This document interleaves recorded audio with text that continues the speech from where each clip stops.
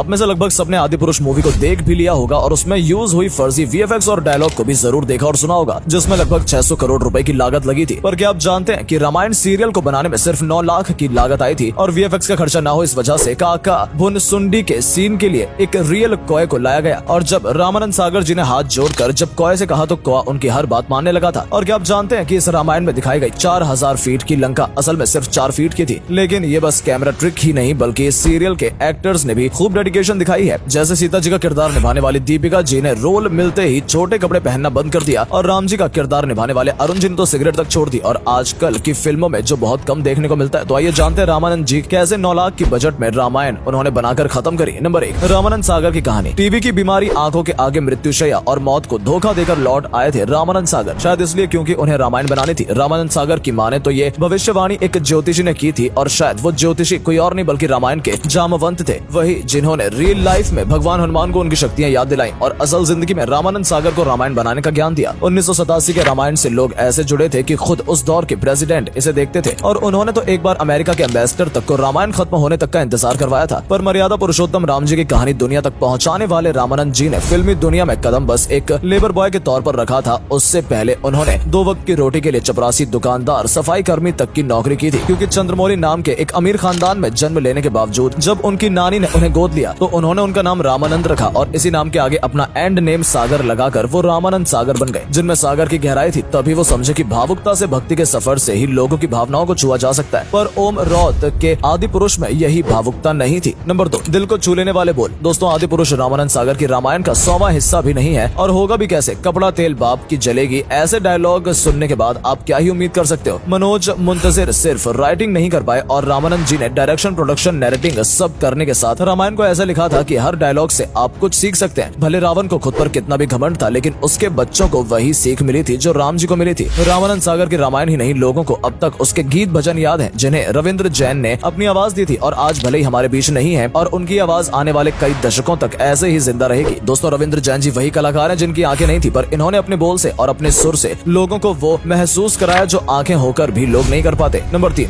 जुगाड़ू VFX. आपने रामायण का एक सीन तो जरूर देखा होगा जिसमें भगवान हनुमान, लक्ष्मण जी और राम जी को अपने कंधे पर ले जाते हैं और वो सीन आज भी रियल लगता है, जहां आदि पुरुष के 500 करोड़ में ऐसे एनिमेशन दिखाई दिए हैं जिनका असल रामायण से कभी कोई वास्ता नहीं हो सकता। वहीं रामायण के उस सीन को कम से कम इक्विपमेंट और वीएफएक्स में अंजाम दिया था। जब हनुमान जी के उड़ने वाले सीन की शूटिंग हो रही थी तो ना सुनील लहरी ना अरुण गोविल जानते थे कि क्या हो रहा है, पर एडिटिंग के बाद सीन देखकर वो दोनों भी दंग रह गए थे। जिसके साथ साथ नई नई मशीन SFG 2000 का यूज कर युद्ध के वक्त धनुष को टकराने वाली लाइट और आवाजें बनाई गई थी और तो और सुबह की कोहरे को दिखाने के लिए धूप अगरबत्ती का जुगाड़ किया गया था। और ऐसे आध्यात्मिक सीरियल को बनाने के लिए रामानंद सागर पहुंच गए गुजरात मुनगर गांव के वृंदावन स्टूडियो के पास, जहां उन्हें वन, नदी, पहाड़ और समुद्र तक एक साथ मिल गए। नंबर 4, शोध कलाकार का। इस सीरियल की हर कास्टिंग के पीछे एक रोचक कहानी छिपी हुई है। जैसा कि अरुण गोविल ने अपने इंटरव्यू में बताया कि जब वो राम जी का रोल मांगने गए तो स्क्रीन टेस्टिंग में उनका रिजेक्शन हुआ, पर अरुण जी के पास जो ब्रह्मास्त्र था उसकी वजह से उन्हें राम बनने से कोई नहीं रोक पाया और वो ब्रह्मास्त्र था उनकी स्माइल। वैसे ही अगर बात करें सीता मैया की तो उन्हें रामानंद जी ने विक्रम बेताल करते हुए सीता मैया का रोल ऑफर किया। उन्हीं सीता को अशोक वाटिका में सबसे पहले मिलने वाले हनुमान जी का किरदार निभाया दारा सिंह ने, जो पहले तो अपने उम्र की वजह से रोल करने से इनकार कर रहे थे पर बाद में रामानंद जी ने उन्हें मना लिया। अब बात करते हैं रावण के रोल की, जिसके लिए सबके मुंह में बस अमरीश पुरी का नाम ही था। पर जब प्रेम सागर ने गुजरात के एक्टर अरविंद त्रिवेदी को देखा तो उनकी चाल और एटीट्यूड से उनमें रावण की छवि दिखाई दी और फिर क्या, अरविंद त्रिवेदी रावण बन गए। जब सारी कास्टिंग हो चुकी थी पर सुग्रीव की कास्टिंग ने रामानंद जी को काफी परेशान कर दिया था, जिस वजह से उन्होंने मन ही मन भगवान राम को याद किया और वो सो गए। लेकिन फिर कुछ दिनों बाद चमत्कार हुआ और अगले दिन सुबह ही श्याम सुंदर नाम के एक पहलवान सुग्रीव का रोल मांगने आए और मिल गया उन्हें अपना सुग्रीव। आपको बता दें कि इंसान तो इंसान, पर कौवे को भी रामायण में बतौर कास्ट किया गया था, जिसने रामानंद जी की हर बात मानी, जैसे कि साक्षात काका भूष नदी ही वो रोल करने आए थे। नंबर 5, आधुनिक रंगभूषा। दोस्तों, चूंकि दारा सिंह एक पहलवान थे तो उन्हें अपनी बॉडी मेंटेन रखने के लिए ढेर सारे न्यूट्रिशन की जरूरत पड़ती थी और हनुमान जी के मेकअप में 2 से 3 घंटे बिताने के बाद उसे कौन निकाले। तब सुनील लहरी ने यह सुझाव दिया कि क्यों ना फल फ्रूट्स को सूप में तब्दील कर स्ट्रॉ से पिया जाए। इसके बाद पूरी वानर सेना ऐसे ही काम चलाने लगी, जहां इन वानर सेना के मुंह को तैयार करने में एक रबड़ का इस्तेमाल होता था जिसे बीच से काट के लगाते थे और मेकअप का समय सिर्फ इन्हीं को नहीं बल्कि रावण को भी लगता था। अपने सर पर 10 किलो का मुकुट लेकर रावण को तैयार होने में 5 घंटे भी लग जाते थे और इस सब के पीछे का दिमाग था मंगल लाल ड्रेस वाले का, जिन्होंने कई सारी फिल्मों में अपना योगदान दिया है। ये इतने फेमस है कि इनकी 2012 में इनके ऊपर एक पूरी डॉक्यूमेंट्री बन चुकी है। इनके अलावा रामायण सीरियल के 8 डायरेक्टर मिस्टर हीरा हीरा भाई पटेल, जिन्होंने न सिर्फ रामायण में ज्वारात अपने हाथों से बनाए लेकिन सीरियल के सारे हथियारों का निर्माण भी इन्होंने किया। नंबर 6, तोलमोल का भाव। आज जहां एक तरफ 600 करोड़ की आदि पुरुष बनकर फ्लॉप हो रही है, वहीं दूसरी ओर रामानंद जी का पूरा रामायण 7 करोड़ में बनकर सुपर डुपर हिट था। पर जब शो बनाने की बात चल रही थी तो कई फाइनेंसर ने उन्हें बाहर का रास्ता दिखा दिया था। यहाँ तक कि जब प्रेम सागर जब रामानंद जी के दोस्त से इन्वेस्टमेंट लेने के लिए फॉरेन गए तो सबने उन्हें पैसे देने से इनकार कर दिया और ऊपर से सलाह दी कि रामायण बनाने का ख्याल वो अपने दिमाग से निकाल दें। लेकिन पूरे 2 साल बाद सेंसर से 3 बार रिजेक्ट होने के बावजूद इस सीरियल ने 31 करोड़ 4 लाख का रिटर्न दे दिया। रामायण के हर एपिसोड का खर्च 9 लाख आता था और वहीं एक एपिसोड 40 लाख रुपए कमा कर देता था। और अगर एक्टर की फीस की बात करें तो अरुण गोविल और अमित त्रिवेदी को 40-40 लाख और लक्ष्मण को 10 लाख और दारा सिंह को 35 लाख रुपए दिए गए। यहाँ तक कि सीता जी के रोल के लिए 20 लाख दिए गए थे। लेकिन आज की फिल्मों में वो समानता कहीं नजर नहीं आती। नंबर 7, दिलों की धड़कन रामायण। संडे मतलब सूनी सड़कें, नहा धोकर लोगों के हाथों में अखबार नहीं पर रिमोट जरूर होते थे। मोहल्ले के 20-50 लोगों की भीड़, एक टीवी और 9:30 बजे का डीडी नेशनल और रामायण का प्रसारण। इतना ही नहीं, लोग रामायण को देखने से पहले चप्पल निकालकर जमीन पर बैठते थे और रामायण शुरू होते ही टीवी पर हार और नारियल रख देते थे। जहां हर 8 में से एक हिंदुस्तानी सीरियल को देखता था। इस वजह से 2003 में रामायण सीरियल ने लिम्का बुक रिकॉर्ड में अपना नाम दर्ज करवाया। लेकिन 2020 में री रिलीज किए जाने के बाद रामायण ने वर्ल्ड रिकॉर्ड तक को तोड़ दिया और कई लोगों की आंखों से तो रामायण को देख आंसू भी नहीं रुके। इसी रामायण की शूटिंग को देखने के लिए काफी संख्या में लोग और पॉलिटिशियन भी पहुंचा करते थे। मगर इतना प्यार इन कलाकारों के लिए क्यों? तो दोस्तों, इसके पीछे इन एक्टर्स की डेडिकेशन ही थी, क्योंकि पहलवान दारा सिंह ने तो हनुमान जी का किरदार निभाने के लिए नॉनवेज तक को त्याग दिया। दोस्तों, आपको हमारी वीडियो कैसी लगी हमें कमेंट्स में जरूर बताएं और वीडियो को लाइक करना बिल्कुल न भूलें। धन्यवाद।